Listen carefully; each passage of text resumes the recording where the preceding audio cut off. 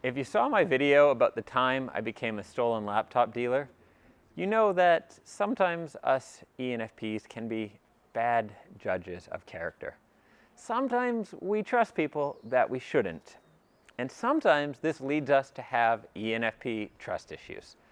And this is a question I've been asked a bunch of times to get into, so here we go.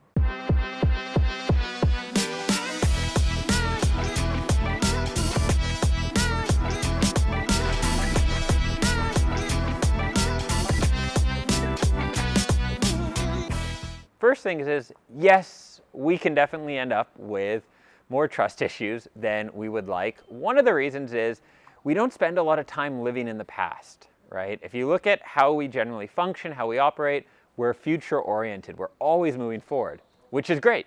Makes life really fun. But it also means that we're not so good at dealing with the past. So if we have a lot of junk there, it's going to be harder to actually deal with it. And we might be more likely to get stuck onto things and not process the way we should. Another thing that can happen with us is we use our extroverted intuition, which is all about scanning for possibilities and seeing all the different scenarios, rather than using that to figure out how we can reach our dreams, how we can find our perfect partner, or different types of art we can create. We use it to think about all the things that can go wrong.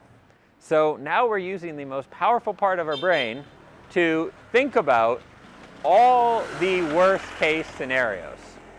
We are thinking through this thing that can go wrong and that thing that can go wrong, and we're really going out of our way to generate the longest list possible of all the things that can go wrong.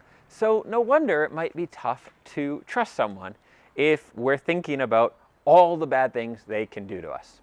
Now, regardless of how this happens, one thing is absolutely true. We need to change this. We need to fix it, because not trusting people is a recipe for self-fulfilling prophecies where you are not happy.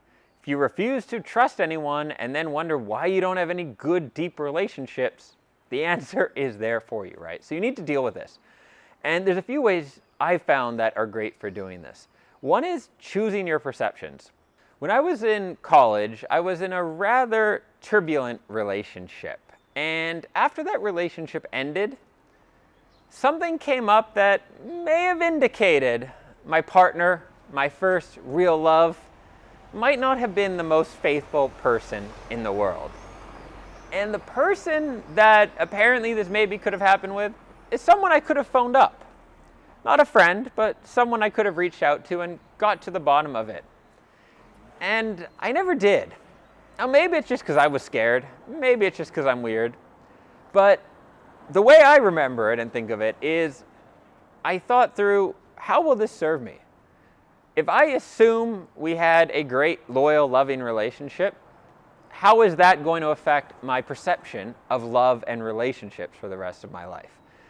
Whereas if I assume or find out that this person betrayed my trust and cheated on me, how is that going to affect my perception of relationships and my trust issues for the rest of my life? Now, not every scenario is quite this black and white, but we often have a chance to shape our perceptions of things. Let's say you have a partner and they have an affair.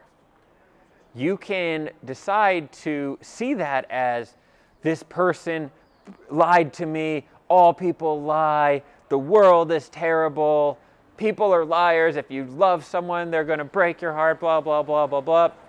Or you can choose to think, hey, this person's human and we had a great love and they cared about me and I cared about them, and then maybe something changed for them, or maybe they have an unhealthily high level of testosterone and really couldn't control it as much as they absolutely love me. Maybe they took too much ecstasy at that weekend company retreat. You know, it's up to you to choose how you perceive things, and how you perceive something and remember it is what will affect how it emotionally impacts you and ultimately your beliefs moving forward. So maybe it sounds naive to think, okay, I'm going to choose to see the best in people, or I'm going to ignore some obvious deception. But ultimately, how you choose to perceive it will affect mostly you, not the other person. And so if you think, hey, I want to be someone who is loving and open and can trust and can have great relationships, then it's probably going to serve you to perceive things in your past in a way that aligns with those beliefs. Ultimately, every day we are using huge amounts of trust just to function. You can't walk down the street. I cannot walk down the street without trusting that that driver is going to slow down without running me over, that this ground is going to continue to exist under my feet. You can't drive down the highway without an amazing amount of trust that your hand won't accidentally veer, that the road won't just end, that the other driver won't swerve into your lane.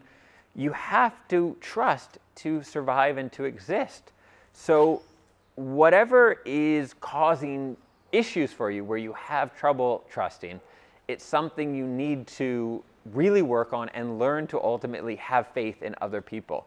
Because if you don't do that, if you don't have faith and have trust, ultimately nothing works and you can't function, whether it's driving a car, having a relationship, working with other people. Let me know in the comments if trust issues are something you've had trouble with, and if so, what has helped you deal with them and move on and be a better version of yourself. My name is Dan, this is Dreams Around the World, and I publish new videos each and every week, mostly for ENFPs. So do consider hitting the bell, the subscribe button. The subscribe button first, then the bell is actually the right order to do that. And I will catch you in another video soon. One last thing, if you're an ENFP who loves being told how absolutely awesome you are and why you are the best in the world, well, head over to dreamsaroundtheworld.com/ENFP training, and you can get my free training series for ENFPs, where the first email is a pep talk. You'll see the subject line in your inbox, ENFPs are awesome. After you read it, reply to the email me back, and let me know what one of your favorite things to do is. See you in your inbox.